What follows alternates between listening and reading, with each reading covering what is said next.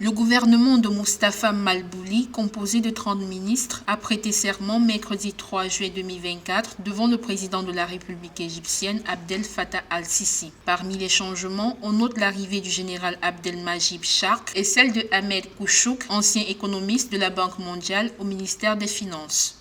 Pour une puissance régionale comme l'Égypte qui subit de plein fouet les répercussions géopolitiques des conflits régionaux à ses frontières et qui traverse en outre l'une des pires crises économiques de son histoire, marquée notamment par une croissance relativement faible et une très forte inflation, la formation d'un nouveau gouvernement peut être d'une part porteuse d'espoir au regard des profils composant la nouvelle équipe gouvernementale.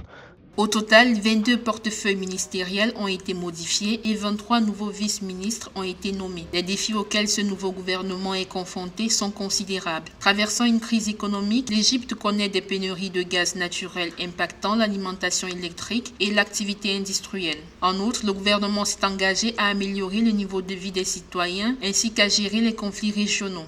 Cela montre que le pays reste mobilisé pour apporter des solutions idoines aux crises précédemment citées à travers, entre autres, la poursuite des programmes de protection sociale afin de réduire l'impact de l'inflation élevée sur le pouvoir d'achat des ménages ou encore lutter contre la pauvreté qui ne cesse de gagner du terrain.